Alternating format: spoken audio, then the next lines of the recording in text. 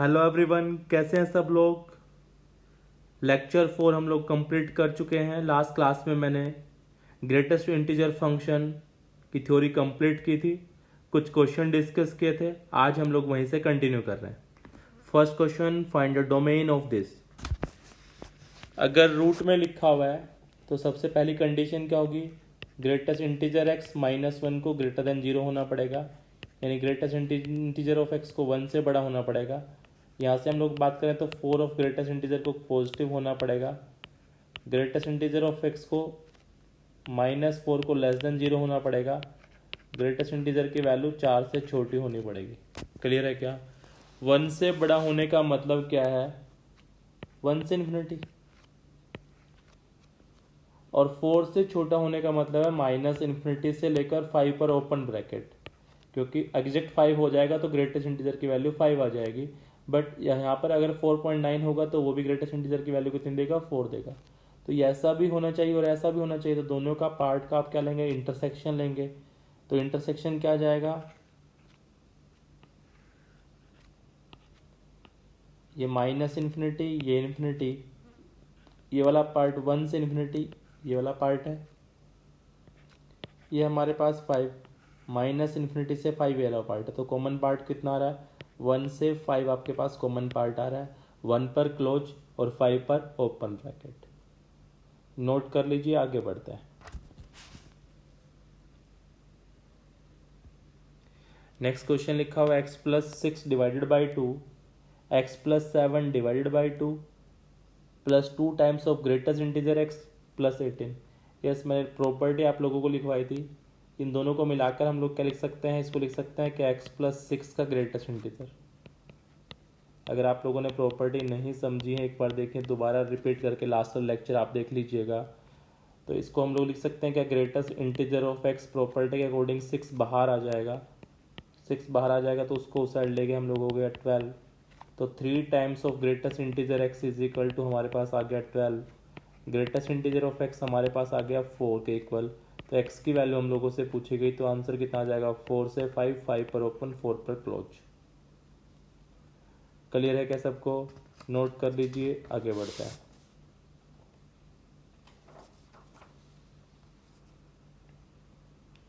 Next question की बात करें तो ये लिखा हुआ है 4 टाइम्स, इसको हम लोग लिख सकते हैं क्या, 4 टाइम्स ग्रेटेस्ट इंटीजर एक्स। 2 बाहर आएगा तो उसको क्या लिख सकते हैं, 8 लिख सकते हैं। यस, इसकी भी मैंने प्रॉपर्टी बताई थी, इसको लिख सकते हैं 3 times greatest integer of x -12 divided by 1/3। Clear है क्या सबको, 3 बाहर निकाल लीजिए इसको, तो ये हो जाएगा 4 times greatest integer of x +8 equal to 3। जब आपने कॉमन लिया तो ये हमारे पास हो जाएगा ग्रेटेस्ट इंटीजर -4।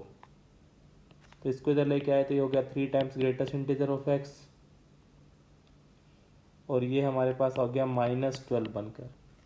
तो ग्रेटेस्ट इंटीजर ऑफ एक्स की वैल्यू हमारे पास आ गई -4। ग्रेटेस्ट इंटीजर आप क्या चाहते हैं, -4 आपको मिले, तो इसके लिए आपके जो पास एक्स की जो वैल्यू हो किसको बिलोंग करना चाहिए, -4 से -3। -3 पर क्या आएगी, ओपन ब्रैकेट, और -4 पर कौन सी ब्रैकेट आएगी, क्लोज ब्रैकेट। नोट कर लीजिए, आगे बढ़ते हैं।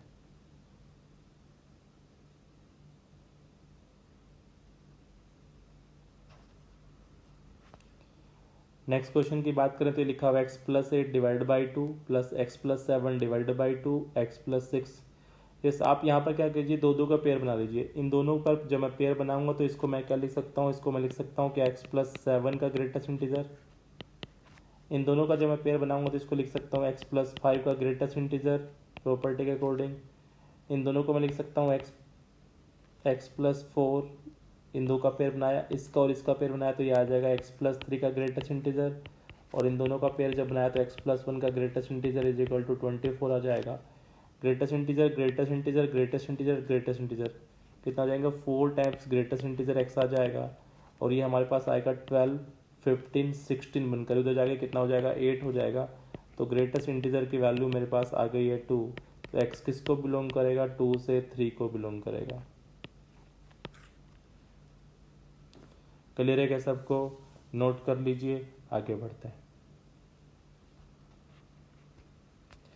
नेक्स्ट क्वेश्चन कुछ मिक्स प्रॉब्लम है अभी तक जो हम लोगों ने कंसेप्ट पढ़े हैं। यहाँ पर लिखा हुआ find the domain of this. इसकी डोमेन निकालनी है तो सबसे पहले रूट लॉग को डिफाइन करने की कंडीशन क्या है। लॉग का जो बेस है वो पॉजिटिव होना चाहिए, वो पॉजिटिव लिखा हुआ है। लॉग का बेस 1 नहीं होना चाहिए, वो भी नहीं लिखा हुआ। तो हम लोगों के पास जो डोमेन है √3 माइनस √7 माइनस एक्स स्क्वायर को पॉजिटिव होना पड़ेगा। क्लियर है क्या सबको? तो √3 को क्या होना पड़ेगा, 7 माइनस एक्स स्क्वायर से क्या होना पड़ेगा, बड़ा होना पड़ेगा। साथ के साथ 7 माइनस एक्स स्क्वायर को कैसा होना पड़ेगा, पॉजिटिव होना पड़ेगा। तो एक्स स्क्वायर माइनस 7 को कैसा होना पड़ेगा, नेगेटिव होना पड़ेगा। तो यहाँ से आंसर तो आ गया -√7 से √7। अब यहाँ पर दोनों साइड, क्योंकि अब हम लोग डिफाइंड कर चुके हैं पॉजिटिव नंबर आएगा तो दोनों साइड स्क्वेयरिंग की जा सकती है। तो ये हमारे पास आ जाएगा 7 माइनस एक्स स्क्वायर, इसको इधर लेके आए तो 0।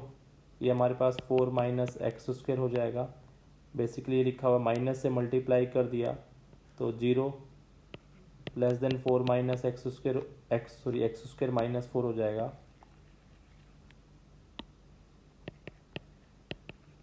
तो इसको रिप्रेजेंट किया तो फैक्टराइज हो रहे हैं -2 पर और 2 पर।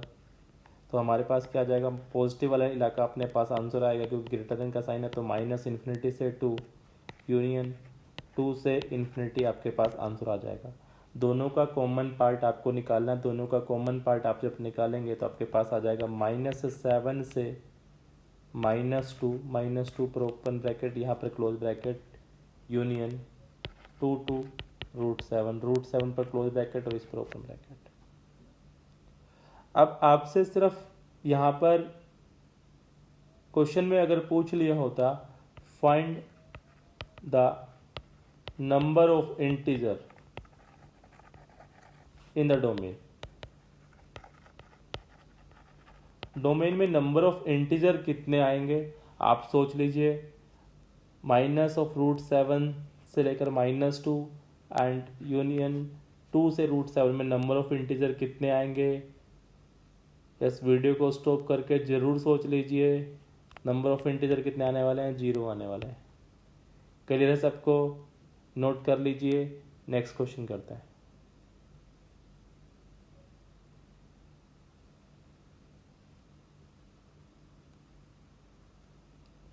नेक्स्ट क्वेश्चन में गिवन है find the domain of √x-2 divided by √x-3। Yes, x-2 को भी ग्रेटर देन 0 होना पड़ेगा, बट x-3 को क्या होना पड़ेगा, पॉजिटिव होना पड़ेगा। तो x की वैल्यू 2 से बड़ी होनी पड़ेगी और x की वैल्यू 3 से बड़ी होनी पड़ेगी। 2 से बड़ी तो 3 से बड़ी, तो फाइनल आंसर हमारे पास क्या आ गया, 3 से इन्फिनिटी। क्या आंसर आ गया, 3 से इन्फिनिटी। और 3 पर क्या आएगी, ओपन ब्रैकेट। क्लियर है क्या सबको? आगे बात करते हैं। Next question find the domain of, same question लिखा हुआ है तो रूट के अंदर लिखे जाने वाली चीज़ यानी x-2 डिवाइडेड बाई x-3 को ग्रेटर देन इक्वल टू 0 होना पड़ेगा। साथ के साथ x-2 को भी क्या होना पड़ेगा, पॉजिटिव होना पड़ेगा। ठीक है, अब हम लोग डिफाइंड कर चुके हैं तो ये तो हमेशा क्या देगा, ये तो पॉजिटिव देगा। तो इक्वालिटी के दोनों साइड डिवाइड किया जा सकता है तो x-3 greater than equal to 0 होना चाहिए। तो यहाँ से तो क्या आ गया, 3 से इन्फिनिटी आंसर आ गया हमारे पास। बट 2 भी इसका एक आंसर है। यस, आपने जो ध्यान नहीं दिया, नोट, जब आप x के लिए 2 रखेंगे तो आपके पास क्या हो जाएगा, 0 बन जाएगा और 0 का रूट डिफाइंड है। 2 आपने आंसर को छोड़ दिया है, इसलिए इसमें 2 आंसर देना न मत भूलिएगा। क्लियर है सबको? नोट कर लीजिए, आगे बढ़ते हैं। नेक्स्ट क्वेश्चन गिवन है find the domain of x-5 ln² x-3। तो रूट के अंदर लिखे जाने वाली चीज़ जो है वो हमेशा पॉजिटिव होनी चाहिए। क्वांटिटी रूट के अंदर वाली पिक्चर जो है वो हमेशा पॉजिटिव होनी चाहिए। इस नंबर का स्क्वायर, लॉग का स्क्वायर तो हमेशा ही पॉजिटिव होने वाला। तो इनक्वालिटी को दोनों साइड डिवाइड किया जा सकता है, बट रूट लॉग को डिफाइंड मैंने कर दिया है कि x की वैल्यू 3 से बड़ी होनी चाहिए। अब मेरे पास x-5 ग्रेटर देन 0 आ गया है, x की वैल्यू मेरे पास 5 से बड़ी आ गई है। क्लियर है क्या सबको? तो 3 से बड़ा, 5 से बड़ा, तो फाइनल आंसर आ गया 5 से इन्फिनिटी। बट जो याद रखने वाली बात है, जो समझने वाली बात है, वो आप देख लीजिए। जिस आंसर को हम लोगों ने छोड़ दिया। अगर x की जगह आप जब 4 रखेंगे इस क्वेश्चन में, x को क्या रखेंगे 4 रखेंगे, तो 4 माइनस 3 1 हो जाएगा। log 1 की वैल्यू कितनी होती है 0, और 0 रूट के अंदर डिफाइंड होता है। क्लियर है क्या सबको? तो आपने 4 को छोड़ दिया तो 4 को ऐड करना मत भूलिएगा। क्लियर है क्या सबको? नोट कर लीजिए।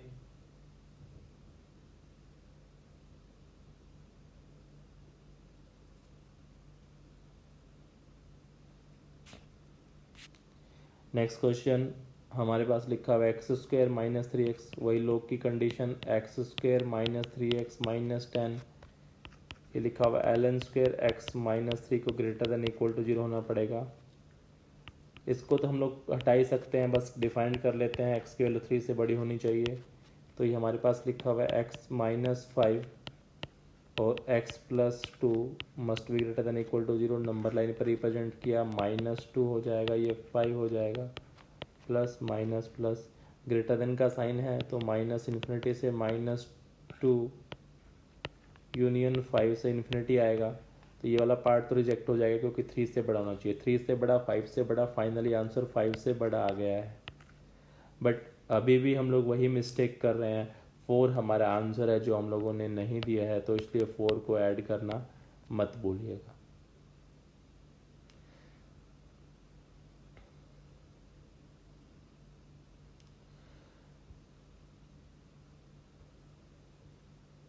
हेलो गाइस, अगर आप लोगों ने वीडियो को अभी तक, चैनल को अभी तक सब्सक्राइब नहीं किया है तो चैनल को सब्सक्राइब कर दीजिए, वीडियो को लाइक कर दीजिए, अपने दोस्तों के साथ शेयर कर दीजिए। इस लॉकडाउन पीरियड में मैक्सिमम से मैक्सिमम लोग इसका बेनिफिट उठा सकें। We are working very hard to provide you quality educations in this lockdown period through limited resources. Next question की बात करें तो हमारे पास हम लोगों को इसकी डोमेन निकालनी है। डोमेन निकालने के लिए क्या करना होगा, e की power x minus 1, x minus 2 and x minus 3 की वैल्यू को ग्रेटर देन इक्वल टू 0 होना पड़ेगा। अब हम लोग क्या कर लेते हैं, देख लेते हैं। ये फंक्शन तो 2 पर 0 होगा, ये फंक्शन किस पर 0 होगा, ये 3 पर 0 होगा, और ये फंक्शन किस पर 0 होगा, 0 पर। तो ये फंक्शन कहाँ कहाँ 0 होने वाला है, 0 पर, 2 पर और 3 पर 0 होने वाला है। प्लस माइनस, ग्रेटर देन का साइन है तो 0 से 2 आ जाएगा, यूनियन 3 से इन्फिनिटी हमारा क्या आ जाएगा, फाइनल आंसर आ जाएगा। डोमेन निकालनी थी, यानी एक्स की वो वैल्यू निकालनी है जिसके लिए फंक्शन क्या होता हो, डिफाइंड होता हो।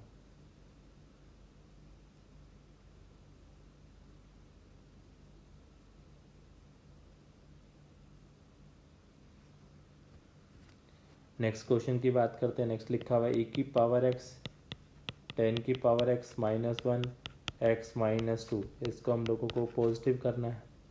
एक्सपोनेंशियल फंक्शन तो हमेशा पॉजिटिव होते हैं तो इसको हटाया जा सकता है। हमारे पास क्या बचा, 10 की power x minus 1 x minus 0। अब यहाँ पर x की जगह जब 0 रखूँगा तो डिफाइंड ये हो रहा है 0, और 2 पर ये फंक्शन क्या हो रहा है, 0 हो रहा है। Plus minus plus, greater than का साइन है तो माइनस इन्फिनिटी से 0 आ जाएगा, यूनियन 2 से इन्फिनिटी आ जाएगा। क्लियर है सबको? नोट कर लीजिए।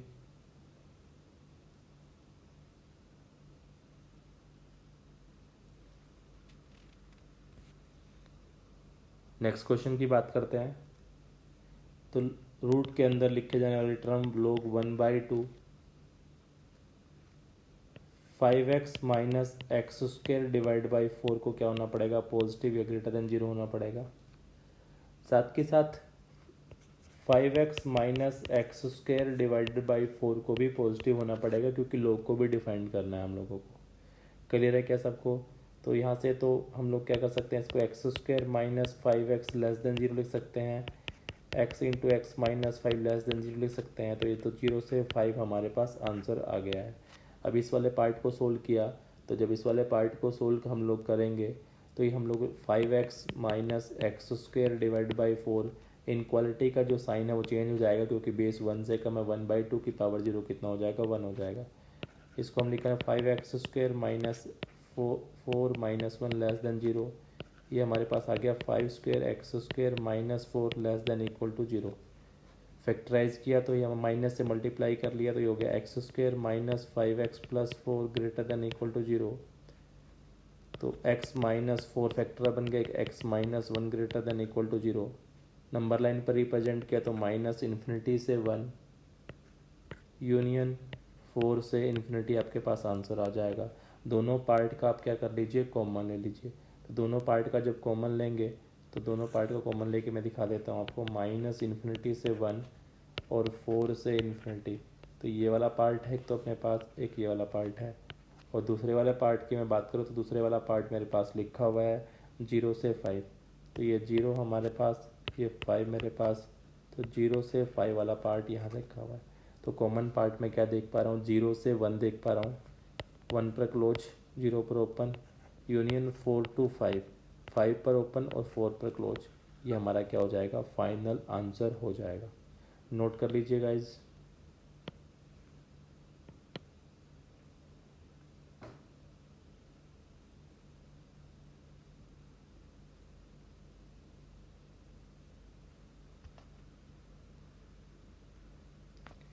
नेक्स्ट की बात करें तो graph of y is equal to sine x का ग्रेटेस्ट इंटीजर 0 से 2 पाई के बीच की बात कर रहा है।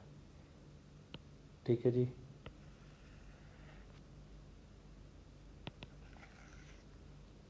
हम लोगों को 0 से 2 पाई के इंटरवल पर साइन एक्स के ग्रेटेस्ट इंटीजर की बात करनी है। तो हम लोग क्या कर लेते हैं, पॉइंट लोकेट कर लिए। ये वाला पॉइंट मैंने 0, नेक्स्ट वाला जो पॉइंट है दैट इज π/2।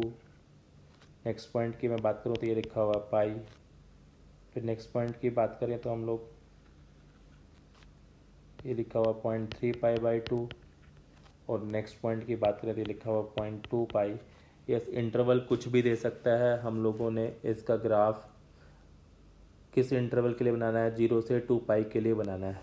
यस, अगर आप लोगों को साइन का बेसिक आइडिया हो, साइन की 0 पर वैल्यू 0 होती है, यहाँ पर वैल्यू 1 होती है, यहाँ पर 0 वैल्यू यहाँ पर होती है -1। क्लियर है। तो 0 पर तो ये वैल्यू कितनी देगा, 0 ही देगा। 0 पर कितनी वैल्यू देगा, 0 पर ये 0 वैल्यू ही देगा। तो 0 पर तो हमारे पास क्या आने वाला है, ये वाला ब्रैकेट क्लोज डॉट आने वाला है। क्लियर है क्या आपको। π/2 पर ये एग्जैक्ट 1 देगा, π/2 पर ये एग्जैक्ट 1 देगा। तो π/2 पर एग्जैक्ट 1 देगा तो ये 1 पर डार्क सर्कल आप बना दीजिए। अब हम लोग किसकी बात कर लेते हैं, 0 से लेकर π/2 के इंटरवल की बात करें तो इसका आंसर 0 और 1 के बीच में आने वाला है। उसका ग्रेटेस्ट इंटीजर कितना हो जाएगा, 0 हो जाएगा। यानी ये वाला पार्ट 0 आने वाला है। समझ गए क्या। अब π/2 से पाई की बात करें तो वो नंबर भी 1 और 0 के बीच में आने वाला है। वो नंबर भी 1 और 0 के बीच में आने, यानी इसका आंसर भी कितना आने वाला है, 1 0 ही आने वाला है। यानी ये वाला पार्ट ही आने वाला है। एग्जैक्ट पाई पर फिर क्या देगा, वो एग्जैक्ट पाई पर 0 देगा, यानी ये डार्क सर्कल आ जाएगा। क्लियर है क्या सबको। आगे बात करना चाहें तो यहाँ पर 0 से 2 पाई की बात की है। अब हम लोग पाई से 3π/2 की बात करें तो 0 से -1 रखा हुआ है। 0 से -1 तक के नंबर का ग्रेटेस्ट इंटीजर, 0 से पाई के ग्रेटेस्ट इंटीजर कितना आएगा, -1 आएगा। तो पाई से लेकर मैं 3π/2 का बना देता हूँ। तो यहाँ पर तो ओपन ब्रैकेट आएगी क्योंकि यहाँ पर क्लोज आ चुका है। और 3π/2 पर क्या देगा, वो 3π/2 पर -1 यानी एग्जैक्ट देगा। तो ये 3π/2 पर क्लोज आ जाएगा। ठीक है जी। अब 3π/2 से यहाँ तक की बात करेंगे तो वो अगेन कितना देगा आपको, -1 ही देगा। ये पॉइंट 1 है आपके पास, ये वाला पॉइंट -1 है। तो ये वाला यहाँ से लेकर यहाँ तक आ जाएगा। ये वाला ओपन ब्रैकेट आएगी क्योंकि 2 पाई पर तो अगेन वो कितना देगा आपको, 0 देगा। तो ये वाला पॉइंट अगेन 0 हो जाएगा। तो जितना भी जिस भी इंटरवल के लिए आप बोले आप आराम से ड्रॉ कर सकते हैं। क्लियर है क्या सबको। नोट कर लीजिए गाइज, ग्राफ बहुत इंपॉर्टेंट है क्योंकि कोई भी क्वेश्चन फंस सकता है। अगर आपको ग्राफ बनाना आता है तो बहुत इजीली कर सकते हैं।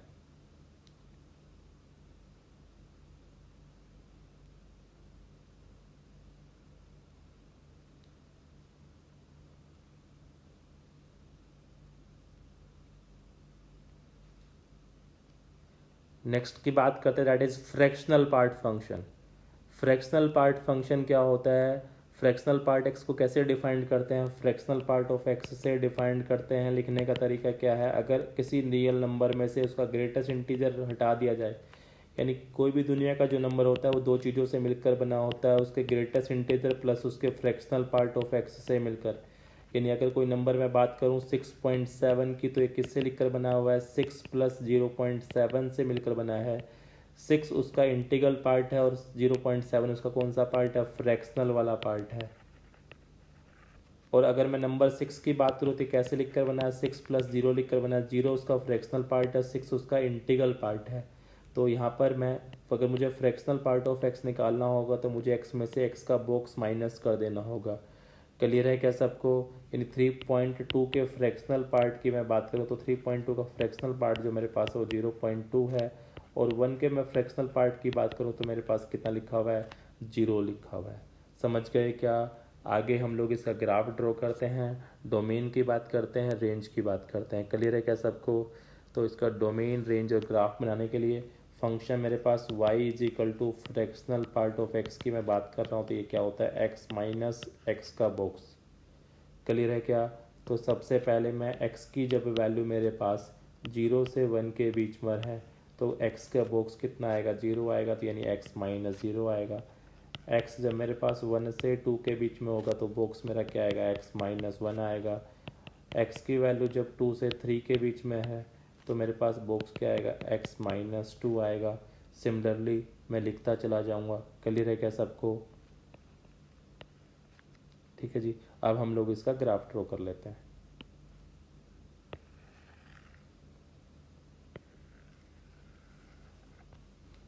ठीक है जी।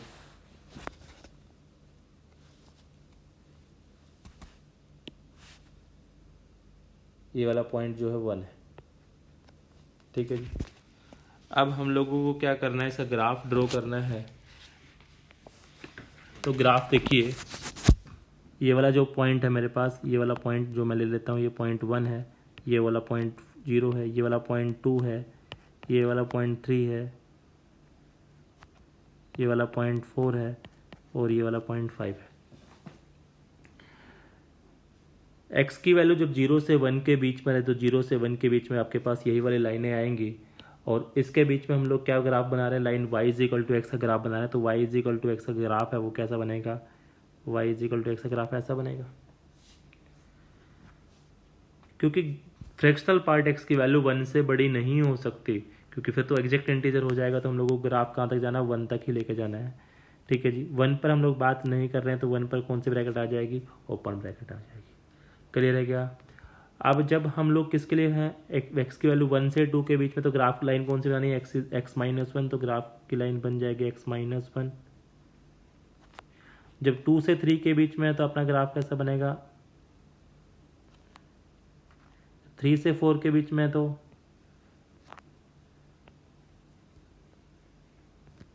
ठीक है जी। सिमिलरली आप बनाते चले जाएं, जब आप -1 पर हैं,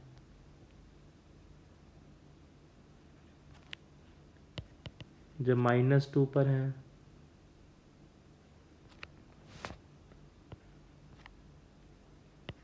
जब -3 पर हैं,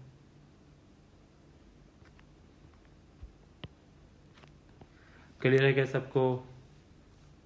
ग्राफ देख पा रहे हैं आप? डोमेन तो क्या आने वाली है इस फंक्शन की, अगर आपसे डोमेन की बात करें तो डोमेन तो आपके पास आने वाली है आर, क्योंकि सबके लिए डिफाइंड है ये। अब हम लोग इसकी बात कर लेते हैं, इसके रेंज की बात करें तो रेंज क्या आने वाली है, रेंज आने वाली 0 से 1 के बीच में। 1 नहीं हो सकता, 0 पर क्या आएगी, क्लोज, 1 पर ओपन ब्रैकेट। समझ गए क्या? नोट कर लीजिए, डोमेन आर आएगी, रेंज 0 से 1।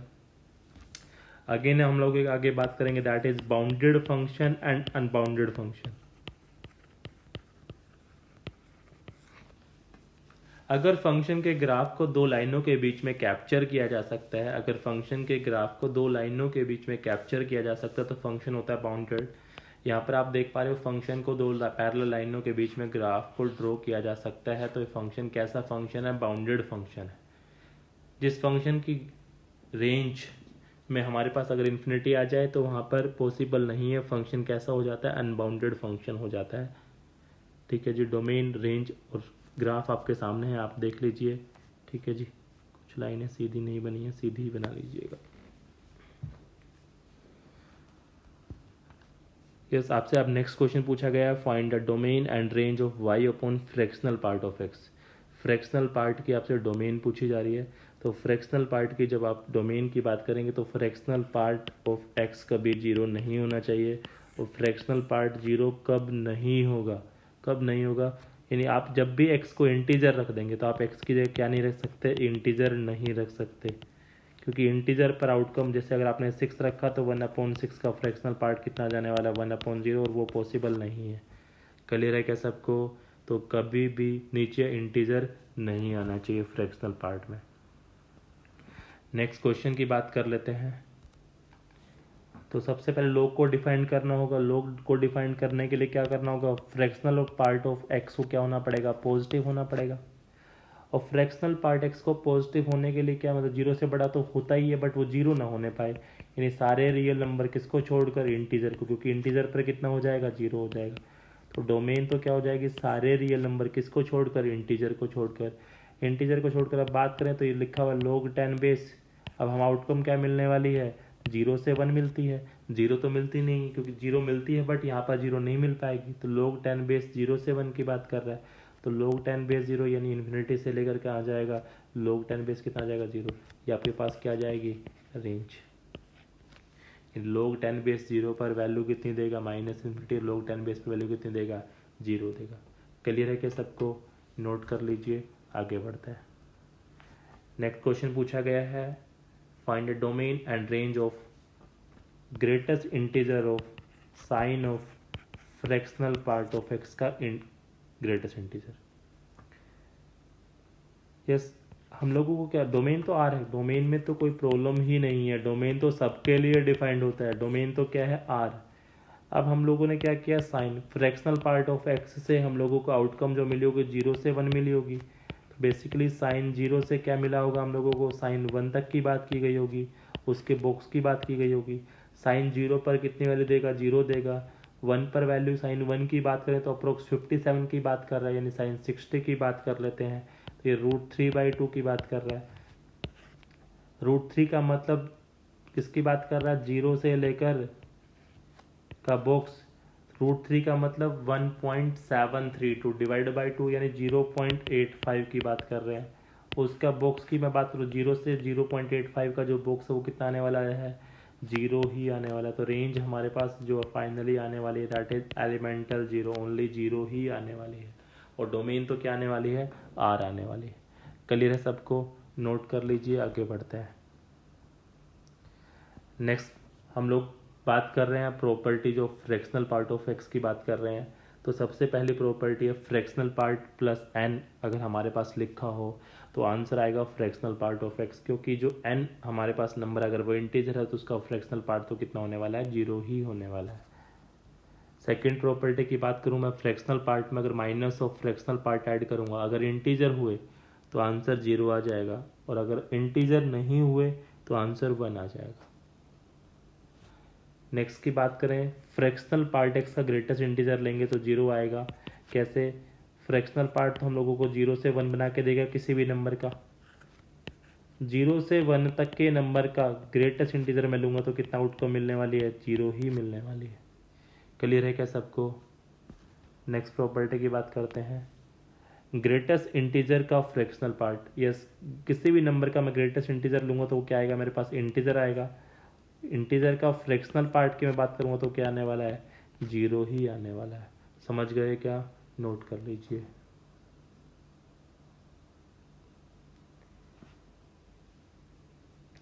नेक्स्ट लिखा हुआ है, graph of y of sine of fractional part का हम लोगों से ग्राफ पूछा गया है। क्लियर है क्या सबको? बनाते हैं इसका ग्राफ, साइन एक्स का फ्रैक्शनल पार्ट का ग्राफ। तो y के साइन एक्स का फ्रैक्शनल पार्ट ग्राफ बनाने के लिए मुझे किसका बनाना ग्राफ होगा, y is equal to sine x minus sine x के ग्रेटेस्ट इंटीजर का ग्राफ बनाना होगा। क्लियर है क्या सबको? ठीक है जी। अब सबसे पहले तो बात कर लेते हैं x की वैल्यू किस पर, n π/2 पर बात कर लेते हैं। किस पर बात कर लेते हैं, n π/2 पर ही बात कर लेते हैं सबसे पहले। यस, n π/2 पर मैं जब x की वैल्यू मेरे पास होगी n π/2, तो मेरे पास n π/2 पर मेरे पास ये फंक्शन कितना आने वाला है, 0 आने वाला है। ये आप देख लीजिए, n π/2 पर मैं π/2 पर बात करूं, sin π/2 पर मैं बात करूँ एग्जैक्ट π/2 पर, तो sin π/2 पर ये वैल्यू कितनी देगा, 1 देगा, और ये भी 1 देगा, तो कितना हो जाएगा, 0 आ जाएगा। n π/2 का मतलब यहाँ पर मैं अगर बात करूँ आपके पास, तो हमेशा ही 0 आने वाला है। क्लियर है क्या? अब मैं किसकी बात कर लेता हूँ, साइन एक्स की 0 से पाई की, एक्स की वैल्यू जब 0 से पाई के बीच में बिलोंग करेगा, बट π/2 तो मुझे हटाना ही पड़ेगा क्योंकि मैं ऊपर बता चुका हूँ। 0 से पाई की जब मैं बात करूँगा तो मेरे पास आंसर जो है ये तो 0 हो जाएगा, तो मेरे पास ग्राफ किसका बनकर आएगा, साइन एक्स का ग्राफ बनकर आएगा। और जब मेरे पास एक्स की मैं बात करूँगा, किसके बीच में बात करूँगा, पाई से 2π की बात करूँगा, तो किसकी बात करूँगा, पाई से 2π के इंटरवल की मैं बात करूँगा। पाई से 2π के पाई से लेकर 2π के इंटरवल की बात करूँगा। 3π/2 के फोर्स बात नहीं करूँगा क्योंकि वो तो पार्ट में हटा चुका हूँ। तो मेरे पास जो आंसर आएगा वो क्या बनकर आएगा, sin x + 1 बनकर आएगा। क्लियर है क्या सबको? ये सब बनाना स्टार्ट कर दीजिए, अब तो बहुत ईजी है।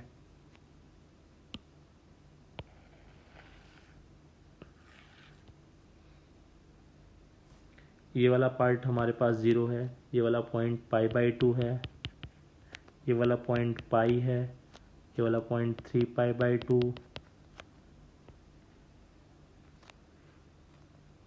और ये वाला पॉइंट 2π, ये वाला पॉइंट 5π/2, और ये वाला पॉइंट 3π। ठीक है जी।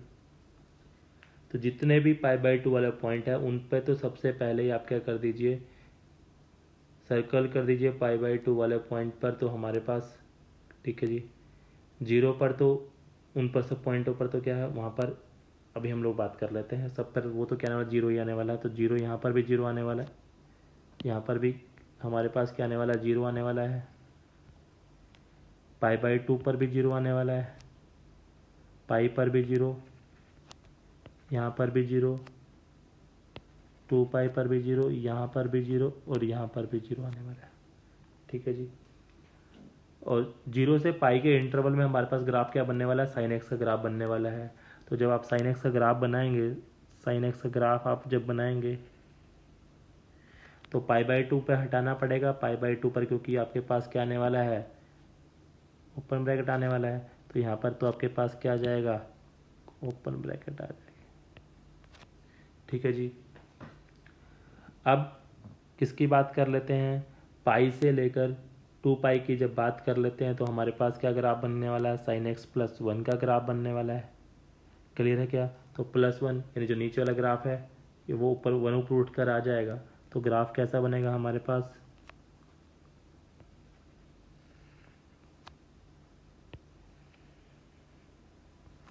ठीक है जी, ये वाली ब्रैकेट जो है ये हमारे पास क्या आएगी, ओपन आएगी, और ये भी क्या आएगी, ओपन आएगी, और ये वाला पॉइंट जो है वो क्या है, क्लोज है।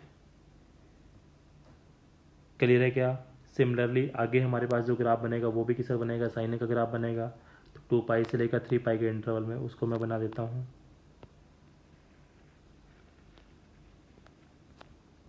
एक सेकेंड,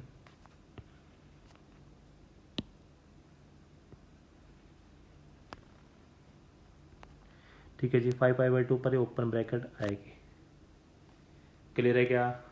सिमिलरली आप इधर वाला ग्राफ ड्रॉ कर दीजिएगा। ये वाला पॉइंट मैं ले लेता हूँ, ये -π/2 है, और ये वाला पॉइंट क्या है, -π/2। यहाँ पर भी वही वाला ग्राफ बनेगा।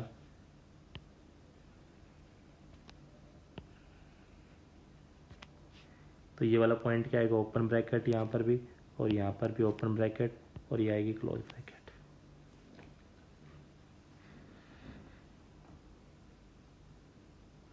नोट कर लीजिए, समझ लीजिए, आगे बढ़ते हैं। यस, डोमेन रेंज पर कुछ अच्छे क्वेश्चन हम लोग नेक्स्ट क्लास में करेंगे।